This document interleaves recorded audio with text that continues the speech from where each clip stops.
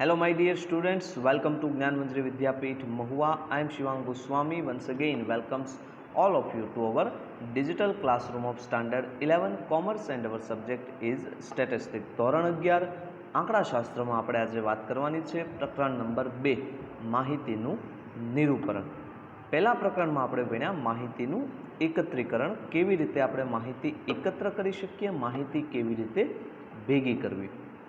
હવે એમાં એક આપણે લાસ્ટ ટોપિક જે છે ગયા લેક્ચરમાં ઇનકમ્પ્લીટ હતો, એ હતું ગૌણ માહિતીનો ઉપયોગ કરતી વખતે રાખવી પડતી કાળજીઓ જણાવો. એ 2 માર્કનો પ્રશ્ન બનશે. તો એ પ્રશ્ન મને એવું નથી લાગતું કે મારે એ પ્રશ્ન વાંચવાની જરૂર છે, કારણ કે આપણે સંપૂર્ણ વસ્તુને સમજ્યા છીએ કે ગૌણ માહિતી કોને કહેવાય, કઈ રીતે આપણે એનો ઉપયોગ કરીએ છીએ, તો એના ઉપયોગમાં શું શું કાળજી રાખવી એ તમારે તમારી રીતે વાંચી લેવાનું છે. એમાં કોઈ પણ વસ્તુ જે છે એ એવી નથી જે તમને ન સમજાય, અથવા તો જેના વિશે આપણે લેક્ચરોમાં ડિસ્કશન ન કર્યું હોય, એવી કોઈ પણ વસ્તુ એના અંદર છે નહીં. તો તમારે એક ખાસ કાળજી રાખવાની છે. એ વસ્તુને તમે પ્રિપેર કરી લેજો. મારા ખ્યાલે એ વસ્તુ પ્રિપેર કરવી કાંઈ એટલી બધી પણ અઘરી છે નહીં, સરળતાથી તમે એ વસ્તુને તૈયાર કરી શકશો. તો હવે આજનો જે આપણો લેક્ચર છે એમાં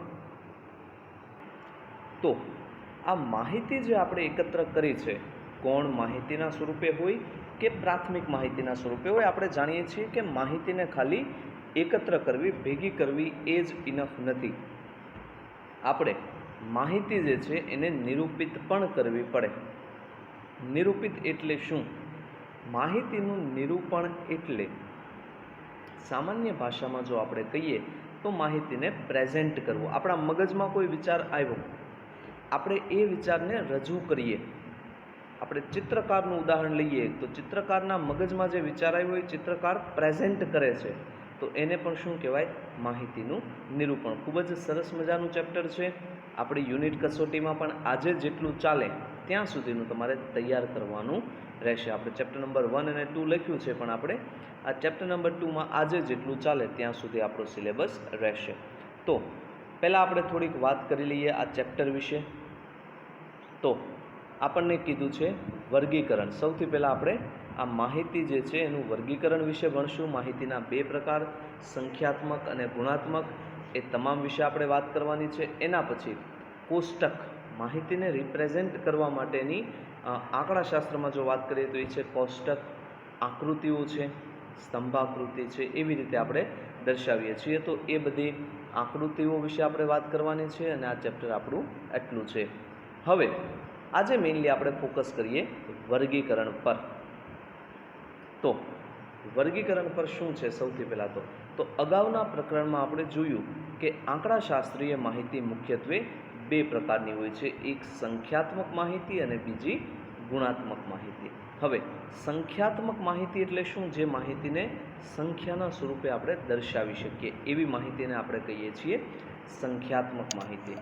બીજો પ્રકાર છે ગુણાત્મક માહિતી, એટ્રીબ્યુટ વેરિયેબલ જેને કહેવાય, જે માહિતી આપણે દર્શાવી નથી શકતા in the sense of numericals. Numerical જે છે એના સ્વરૂપે આપણે દર્શાવી શકતા નથી. હવે આપણે આંકડાશાસ્ત્રમાં મેઇન અભ્યાસ કરીએ છીએ આંકડાઓનો. તો આંકડાઓનો અભ્યાસ કરીએ એટલે આપણા માટે સંખ્યાત્મક માહિતીનું મહત્ત્વ વધારે રહેલું છે, કારણ કે એમાં ન્યુમેરિકલ્સ આવે એ આપણે સમજી શકીએ છીએ. તો સંખ્યાત્મક ચલ જે છે, ચલ એટલે શું? જેની વેલ્યુ બદલાય. ચલ શબ્દનો મતલબ જ એવો થાય જેની કિંમત, વેલ્યુ બદલાતી હોય. તો આ જે ચલ છે એના 2 પ્રકાર હોય છે, એક અસતત અને એક સતત. સતત એટલે શું? કન્ટિન્યુઅસ. એટલે એ સતત એટલે એની અંદર જે કાંઈ પણ આવે એ બધી જ કિંમતો લઈ શકે. એને આપણે શું કહેવાય? સતત કહેવાય. જોઈશું આપણે 2 વિભાગો વચ્ચેની જેટલી પણ કિંમત છે બધી પોસિબલ હોય એને સતત કહીશું. તો 2 પ્રકાર છે, અસતત અને સતત. જે ચલની 2 સીમા વચ્ચે નિશ્ચિત કે ગણી શકાય તેટલી જ કિંમતો ધારણ કરી શકે તેને શું કહેવાય છે? એને અસતત ચલ કહેવાય છે. ફોર એક્ઝામ્પલ, કુટુંબમાં બાળકોની સંખ્યા. તો બાળકોની સંખ્યા 1 હોય, 2 હોય, 3 હોય, 4 હોય, 5 હોય, 6 હોય, 7, 8, 9, 10 હોય કદાચ ને ક્રિકેટની ટીમ પૂરી થઈ જાય 11, 12, 13, 14, 15 થાય એટલે આપણે ઓલું રગ્બીની ટીમ થઈ જાય. પછી તો આ વસ્તુ છે. એની વચ્ચેની કિંમતો ફોર એક્ઝામ્પલ 1.1, 1.2, 1.3 આવી બધી પણ કિંમતો હોય છે. તો કુટુંબ કે નિશ્ચિત કિંમતો, માર્ગમાં અકસ્માતની સંખ્યા નિશ્ચિત હોય. જો કોઈ ચલની એક્સ કિંમત 1.2, 1.3, 1.5 વગેરે નિશ્ચિત કિંમત ધારણ કરી શકે. હવે જો અહીંયા પોઈન્ટ્સમાં આવ્યું તો પણ પાછું નિશ્ચિત, તો એને આપણે શું કહી શકીએ છીએ? એને અસતત ચલ કહેવાય છે. એના બદલે સીમા વચ્ચેની કોઈ પણ કિંમત ધારણ કરી શકે. તમને એમ થાય આ શું? કોઈ પણ કિંમત એટલે કે આપણે ફોર એક્ઝામ્પલ એમ લઈએ કે દિવસનું તાપમાન, તો એની એક મિનિમમ હોય, એક મેક્સિમમ હોય કે આટલાથી આટલા વચ્ચે તાપમાન રહેશે. એના વચ્ચેની કોઈ પણ કિંમત હોઈ શકે. નિશ્ચિત નથી કે તાપમાન 30 જ રહે, 32 જ રહે કે 32.5 જ રહે. એ 32.7 પણ થઈ શકે, 32.6 પણ થઈ શકે. તો આવી વસ્તુને કહેવાય સતત. એટલે સતત ચલ કોને કહેવાય? જે ચલ બે સીમા વચ્ચેની બધી જ કિંમતો ધારણ કરી શકે એને આપણે શું કહીએ છીએ? સતત ચલ કહીએ છીએ. અસતતમાં નિશ્ચિત અને સતતમાં કોઈ પણ કિંમત ધારણ કરી શકે. દાખલા તરીકે વ્યક્તિની ઊંચાઈ, દિવસનું મહત્તમ તાપમાન વગેરે સતત ચલના ઉદાહરણો છે. વ્યવહારમાં સામાન્ય રીતે જ્યારે ચલની કિંમત મેળવવા માટે ગણતરી કરવી પડતી હોય ત્યારે તે ચલને અસતત કહેવાય છે. ગણતરી કરો, નિશ્ચિત જવાબ મળે ત્યારે એ ચલને શું કહીએ છીએ? અસતત. જેમ કે કુટુંબ દીઠ બાળકોની સંખ્યા તો આપણે ગણવી પડે. માર્ગમાં થતા અકસ્માતોની સંખ્યા ગણવી પડે. તો જે ગણાતું હોય એ અસતત, જે મપાતું હોય એ સતત. તાપમાન માપવું પડે, ઊંચાઈ માપવી પડે. જે વસ્તુ માપવી પડતી હોય એ શું છે? માપવી પડતી હોય એ છે સતત. ગણવી પડતી હોય એ અસતત. જેવો કીધું છે, જે ચલની કિંમત મેળવવા માટે માપણી કરવી પડતી હોય તે ચલની કિંમતની સાથે માપના એકમ જરૂરી હોય. ગણતરી પણ કરવાની, એકમ પણ હોય કે ભાઈ તાપમાન છે તો સેલ્સિયસ, ફેરનહીટ, કેલ્વિન આ બધા તાપમાનના એકમો છે. ઊંચાઈ છે સેન્ટીમીટર, મીટર, ફૂટ, ઇંચ તો આ બધા એકમો છે. તો માપણી કરવાની અને એકમની જરૂર હોય. તેવી રીતે જો કીધું છે, જેમ કે વ્યક્તિની ઊંચાઈ સેન્ટીમીટર, ઇંચ કે ફૂટમાં મપાય, દિવસનું મહત્તમ તાપમાન સેલ્સિયસમાં મપાય. અસતત ચલ દ્વારા રજૂ થતી માહિતીને અસતત સંખ્યાત્મક માહિતી કહે છે. જે માહિતી અસતત ચલથી રજૂ થાય એને શું કહેવાય? અસતત સંખ્યાત્મક માહિતી કહે છે. અને સતત ચલ દ્વારા રજૂ થતી માહિતીને શું કહેવાય છે? સતત સંખ્યાત્મક માહિતી કહે છે. એટલે જે માહિતી અસતત દ્વારા રજૂ થાય એને અસતત સંખ્યાત્મક, અને સતત હોય તો સતત સંખ્યાત્મક, કારણ કે બંને સંખ્યાત્મકના જ ઉદાહરણો છે. તો હવે બે વસ્તુ આપણે શીખ્યા, સતત અને અસતત સંખ્યાત્મક માહિતી. હવે સમષ્ટિ તપાસ. સમષ્ટિ તપાસ એટલે આપણી જે હોલ પોપ્યુલેશન ઇન્ક્વાયરી છે અથવા નિદર્શ તપાસ, જે સેમ્પલ, એ આપણે પ્રથમ ચેપ્ટરમાં ભણી ગયા છીએ. એકવાર તો પણ રિવાઇઝ કરી લેજો. નિદર્શની અંદર આપણે સેમ્પલ લઈએ છીએ, સમષ્ટિમાં સમગ્ર કદનું આપણે માહિતી મેળવતા હોઈએ છીએ. હવે એ મેઇન માહિતી જે આપણને મળે એ મૂળ માહિતી કહેવાય અથવા અવર્ગીકૃત, એટલે જેનું વર્ગીકરણ હજી થયું નથી એવી અવર્ગીકૃત માહિતી કહે છે. આ માહિતી અવ્યવસ્થિત સ્વરૂપે હોવાથી આંકડાશાસ્ત્રીય વિશ્લેષણ કરવામાં શું થાય છે? મુશ્કેલી આવે છે. કારણ કે આપણી પાસે ખાલી માહિતી છે, એનું કાંઈ એનાલિસિસ નથી થયું. અવર્ગીકૃત છે એટલે એનાલિસિસ તો હજી ઠીક છે, પણ વર્ગીકરણ પણ નથી થયું. તો આપણે પહેલાં વર્ગીકરણ તો કરવું જોઈએ ને. આપણે છોકરાઓને રમવા માટે લઈ ગયા હોય એક સાથે 1 થી 10 ધોરણના છોકરાઓને. અત્યારે તો કોરોના આવી ગયો એટલે આપણને આવું બધું સપનું લાગે, પણ આવું આપણે થતું હતું પહેલાં સ્કૂલોમાં. તો શું કરે કે ભાઈ પહેલાં ધોરણવાળા અલગ, બીજા ધોરણવાળા અલગ, ત્રીજા ધોરણ. એનું કારણ છે આ વર્ગીકરણથી શું થાય કે આપણને ખ્યાલ આવે કે કેટલા ધોરણવાળા કેટલા વિદ્યાર્થીઓ છે. તો એને વ્યવસ્થિત ગોઠવો, એને કહેવાય વર્ગીકરણ. એટલે જો કીધું છે, આથી તેને સંક્ષિપ્ત અને વ્યવસ્થિત સ્વરૂપમાં ગોઠવવાની જરૂર પડે છે. અવર્ગીકૃત માહિતીને સંક્ષિપ્તમાં અને વ્યવસ્થિત સ્વરૂપમાં ગોઠવવાની આ ક્રિયાને માહિતીનું વર્ગીકરણ કહે છે, ક્લાસિફિકેશન ઓફ ડેટા. અવ્યવસ્થિતમાંથી વ્યવસ્થિત કરવું, વ્યવસ્થિત રીતે ગોઠવવું, અને તે ગોઠવાયેલ માહિતીને શું કહેવાય છે? વર્ગીકૃત. પહેલાં કઈ માહિતી હતી? મૂળ અથવા અવર્ગીકૃત. આ માહિતીને શું કહેવાય છે? વર્ગીકૃત માહિતી કહે છે. દાખલા તરીકે, એક અઠવાડિયા દરમિયાન કોઈ એક વસ્તુની દૈનિક માંગ 12, 16, 8, 12, 8, 8 અને 10 એકમો. હવે કોઈ એક જગ્યા છે, એ જગ્યાનું આપણે એનાલિસિસ કરીએ છીએ કે ભાઈ આ જગ્યાએ વસ્તુની માંગ કેટલી છે. તો આપણે દરેક અઠવાડિયા માટે જોયું કે ભાઈ પહેલા અઠવાડિયાના પહેલા દિવસે એ વસ્તુની માંગ હતી 12, કે ભાઈ 12 એકમોની જરૂર પડી, 12 એકમો કોઈ ખરીદવા માટે ગ્રાહકો આવ્યા. પછી બીજા દિવસે એટલે કે મંગળવારે જાણવા મળ્યું 16 એકમો વેચાયા, ત્રીજા દિવસે 8, ચોથા દિવસે 12, પાંચમા દિવસે, છઠ્ઠા દિવસે, સાતમા દિવસે, ઓકે, એટલે 8, 8 અને 10 આવી રીતે જાણવા મળ્યું. તો આ માહિતી ખાલી આપણે મેળવી, આપણે એ માહિતી કોઈને કોઈ રીતે મેળવી. હવે આપણે શું કરવું પડે? આ માહિતી અવર્ગીકૃત છે, એટલે જો કીધું છે તો આ અવર્ગીકૃત માહિતી પરથી સ્પષ્ટ જોઈ શકાય છે કે અઠવાડિયા દરમિયાન વસ્તુની ડિમાન્ડ 8 એકમ હોય એવા 3 દિવસો છે. તમે જુઓ એ ડેટાની અંદર 12, 16, 8, 12, 8, 8, 10 એમાં 3 દિવસો સુધી માંગ હતી 8. 10 માંગ હોય તેવો એક દિવસ છે, 12 માંગ હોય તેવા 2 દિવસો છે, અને 16 માંગ હોય એવા એક દિવસ છે. તો આ પ્રમાણે જો આપણે માહિતીને દેખાડવી હોય તો આપણે શું કરીએ? અઠવાડિયા દરમિયાન વસ્તુની દૈનિક માંગનું કોષ્ટક, એ કોષ્ટકમાં વસ્તુની માંગ તો નાનાથી શરૂ કરીને મોટા સુધી. હવે આપણે વ્યવસ્થિત આગળ વધવાનું છે. તો સૌથી ઓછું મૂલ્ય 8, પછી 10, 12 અને 16. દિવસોની સંખ્યા તો 8 ડિમાન્ડ હોય એવા કેટલા દિવસો હતા?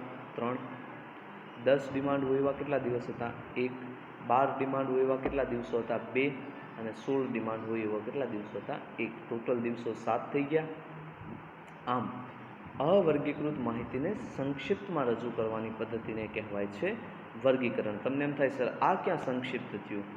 ઓલું એની કરતાં તો સરળ લાગતું હતું, પણ અત્યારે ખાલી આપણે 7નું ઉદાહરણ લઈ. વિચારો તમે 365 દિવસ હોય તો 365 દિવસનું એકમાં 12, 8, 12, 8, 16, 18 એવું લખવું, એના બદલે આવો ડેટા થઈ ગયો હોય તો બહુ સરળ રહે. એટલે આંકડાશાસ્ત્ર જે છે સરળ સ્વરૂપમાં સંક્ષિપ્તમાં માહિતીને રજૂ કરે છે. હવે આંકડાશાસ્ત્રમાં અભ્યાસમાં વર્ગીકરણની જરૂરિયાત મુખ્યત્વે નીચેના કારણોસર છે. આ એક પ્રશ્ન બનશે, જો કે પ્રશ્નો તો તમને હોમવર્કની સ્લાઇડમાં મળે જ છે, તેમ છતાં આપણે જોતા જઈએ સાથે સાથે. તો એના અંદર શું છે કે વર્ગીકરણની જરૂરિયાત શા માટે ઊભી થઈ? શું કામ વર્ગીકરણ કરવું? કોઈ પણ વસ્તુ શા માટે કરવી જોઈએ એવો આપણને પ્રશ્ન થવો જ જોઈએ. તો પહેલું, વિસ્તૃત માહિતીને સંક્ષિપ્તમાં સરળ અને આકર્ષક રીતે રજૂ કરવા. માહિતી વિસ્તૃત છે, હમણાં આપણે જોયું 365 દિવસ, તો એ દરેકનું લખવા ગયા હોય તો કેટલી વિસ્તૃત માહિતી થઈ? એના બદલે સંક્ષિપ્તમાં સરળ અને આકર્ષક રીતે એને રજૂ કરવાની છે, એ માટે. બીજું, માહિતીના જુદા જુદા લક્ષણો વચ્ચે સરળતાથી સરખામણી કરવા માટે. કેવું આપણને તરત ખ્યાલ આવી ગયો? 8 દિવસોની ડિમાન્ડ 3 છે, 12 દિવસોની ડિમાન્ડ 2 છે. તો એવી રીતે એટલે વર્ગીકરણમાં માહિતીને સમાન ગુણધર્મો અનુસાર સમૂહમાં વહેંચાતી હોવાથી સરખામણી કેવી બને છે? સરળ બને છે. ત્રીજું, સમય, શક્તિ અને ખર્ચની બચત થાય છે. એટલે એકવાર અવર્ગીકૃત માહિતી છે એમાંથી આપણે એકવાર માહિતી મેળવી તો એ વ્યવસ્થિત થઈ ગઈ. ભલે નો ડાઉટ એમાં સમય ગયો, પણ એ માહિતીનું એનાલિસિસ કરવું હોય ત્યારે પૃથક્કરણ એટલે એનાલિસિસ. તો એના પૃથક્કરણમાં વધુ સમય, શક્તિ અને ખર્ચ થાય છે. જો ડાયરેક્ટલી તમે અવર્ગીકૃતમાંથી કરો તો પૃથક્કરણ એનાલિસિસ, પણ જો એનાલિસિસ તમે વર્ગીકૃતમાંથી કરશો તો એ તમને સરળ રહેશે. ચોથું, અભ્યાસ ક્ષેત્રના જુદા જુદા લક્ષણો વિશે માહિતી મેળવવા માટે તો આવા 4 અલગ અલગ ટાઈપ છે અથવા તો જરૂરિયાત છે, જેના લીધે આપણે માહિતી જે છે એને વર્ગીકૃત કરવાની જરૂરિયાત ઊભી થઈ. હવે વર્ગીકરણ કરવાનું છે તો વર્ગીકરણના કેટલા પ્રકાર છે એના વિશે વાત કરીએ. તો વર્ગીકરણ કરીએ તો વર્ગીકરણના મુખ્યત્વે બે પ્રકાર છે. એક સંખ્યાત્મક માહિતીનું વર્ગીકરણ, બીજું ગુણાત્મક માહિતીનું વર્ગીકરણ. તો વર્ગીકરણના બે પ્રકાર, એક સંખ્યાત્મક માહિતીનું વર્ગીકરણ ને બીજું ગુણાત્મક માહિતીનું વર્ગીકરણ. હજી એકવાર તમને ક્લિયર કરી દઉં, આ સંખ્યાત્મક અને ગુણાત્મક પ્રકારો જેટલા પણ આવે છે ને, માહિતીના પ્રકાર હોય, વર્ગીકરણના પ્રકાર હોય, એ દરેક વસ્તુ તમે સમજજો, જોજો, નહીંતર પરીક્ષામાં પછી કન્ફ્યુઝન થશે કે આમાં શું આવશે, સતત અસતત પાછું. તો એ બધું એક નોટ્સમાં લખતા રહેજો. ફેર નોટની અંદર તમે પ્રશ્નો લખો એમ નહીં, પણ શોર્ટર ફોર્મમાં તમે લખતા રહેજો, તમને એનાથી બેનિફિટ થશે. હવે આ પ્રકારો નીચેના ઉદાહરણથી સમજીએ. ધારો કે કોઈ એક વિસ્તારમાં રહેતા કુટુંબમાંથી 100 કુટુંબનો એક નિદર્શ લઈએ. એટલે કોઈ વિસ્તાર છે, કોઈ ગામ છે જ્યાં 100 કુટુંબો રહે છે. તો એ કુટુંબના બાળકોની સંખ્યાના તમે અવલોકન કરો તો તમે વિચારો 100 કુટુંબ છે એટલે તમને 100 આંકડા મળશે. કોઈના ઘરમાં 0 હશે, કોઈના ઘરમાં 1 હશે, કોઈના ઘરમાં 2 હશે, કોઈના ઘરમાં 3 હશે, કોઈના ઘરમાં નહીં પણ 3 રાખીએ આપણે. 15 પણ બાળકો આપણે જોઈએ, પણ 3. ઓલું એક બહુ ફેમસ ઈદી અમીન, કદાચ તમે જાણતા હોય તો, એનું ફેમિલી જે છે એ આખું 516 જણાનું હતું. એમાં બાળકો અને પત્નીઓ કંઈક 100 કે 150 પત્નીઓ હોય ને હતી. એટલે આ બધી સ્ટોરી છે, જેથી કરીને તમે ખાલી ક્યારેક આવું રિસર્ચ પણ કરજો. એટલે આપણે 3 સુધી રાખવાનું છે. તો માહિતી તમે વિચારો, 1, 2, કોઈકના ઘરમાં 2, કોઈના ઘરમાં 3 બાળકો, આવી રીતે 100 અવલોકનો આપણને મળશે. તો 100ને તમે લખો તો એકવાર લખ્યા બરાબર છે, પછી જ્યારે એનાલિસિસ કરવું હોય તો કોઈ તમને પૂછે તો કે આમાંથી કેટલા ફેમિલી છે જેને 2 બાળકો હોય, તો તમારે 100માં ગણવાના. કેટલી વાર લાગે? એના બદલે એકવાર તમારે તારણ કરી દેવાનું કે આટલા 0 એટલે કોઈ બાળક નથી, આટલાને 1 બાળક છે, 2 બાળક છે, 3 બાળક છે, આવી રીતે.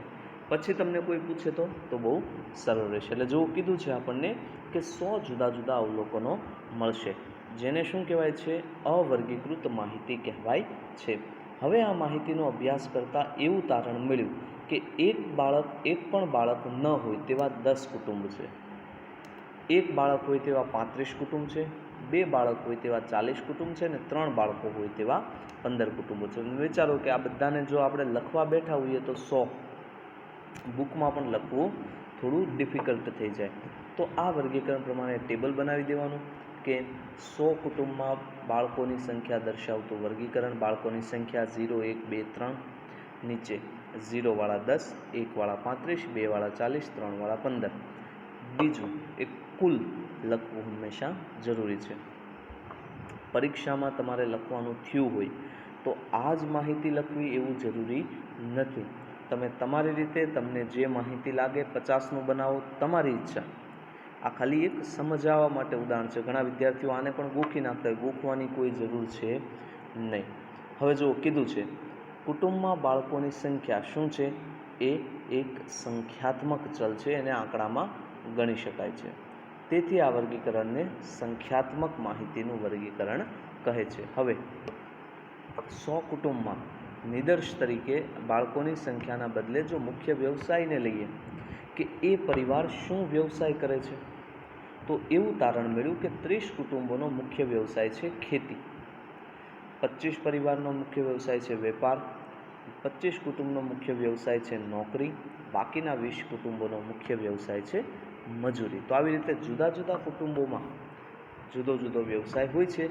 તો આ પ્રક્રિયાને પણ વર્ગીકરણ કહેવાય છે, અને તેને સંક્ષિપ્તમાં દર્શાવ્યું છે કે ખેતીવાળા 30, વેપારવાળા 25, નોકરીવાળા 25, મજૂરીવાળા 20, કુલ 100. એક કીધું એમ કે કુલ લખવું ફરજિયાત છે, બાકી તમે તમારી રીતે દર્શાવી શકો છો. હવે તો આવી રીતે આપણે માહિતી જે છે એનું વર્ગીકરણ કરી શકીએ છીએ. આમ એકઠી કરેલ અવર્ગીકૃત માહિતીનું મુખ્યત્વે 2માંથી કોઈ એક પ્રકારમાં વર્ગીકરણ કરવામાં આવે છે, કાં તો સંખ્યાત્મક અથવા તો ગુણાત્મક. હવે સંખ્યાત્મક કોને કહેવાય, ગુણાત્મક કોને કહેવાય, એ બધી ચર્ચા આપણે હવે પછીના લેક્ચરમાં કરીશું, જેમાં ન્યુમેરિકલ્સ પણ સાથે સાથે જોવાના છે. ખૂબ જ મજા આવે એવો કોન્સેપ્ટ છે, અને તમારી એકમ કસોટી માટે જોઈએ તો અહીંયા સુધી આપણે રાખશું. આ જે આપણો પ્રશ્ન પૂરો થાય છે અહીંયા સુધી તમારા યુનિટ કસોટી જે છે એના સિલેબસની અંદર રહેશે. તો આઈ હોપ કે આ ટૉપિક તમને ક્લિયર થયા હશે. થિયરી ટૉપિક હતો એટલે મેં એવું વિચાર્યું કે હું બોર્ડ પર ભણાવું એના બદલે સ્ક્રીન રેકોર્ડરથી વધારે ઇફેક્ટિવ થશે, કારણ કે તમારી સામે પણ હોય, તમે પણ રીડ કરી શકો. બોર્ડમાં હોય તો ખાલી હું એક જ બોલતો હોય, કારણ કે આ દરેક વસ્તુ આપણે લખી ન શકીએ. ન્યુમેરિકલ્સ હોય તો આપણે ઓલવેઝ એવું પ્રિફર કરીએ છીએ કે બોર્ડ ઉપર ભણાવીએ, બરાબર છે. તો આ હતો આજનો આપણો લેક્ચર. આઈ હોપ કે લેક્ચર તમને યુઝફુલ લાગ્યો હશે, ઇન્ટરેસ્ટિંગ લાગ્યો હશે. તો અને તમને કાંઈ ચેપ્ટર રિગાર્ડિંગ કાંઈ ડાઉટ હોય, હજી પણ કાંઈ કન્ફ્યુઝન હોય તો કહી શકો છો. મારો મોબાઈલ નંબર, મેલ આઈડી તમારી પાસે છે જ. તો થેન્ક્સ ફોર વોચિંગ. જય હિન્દ.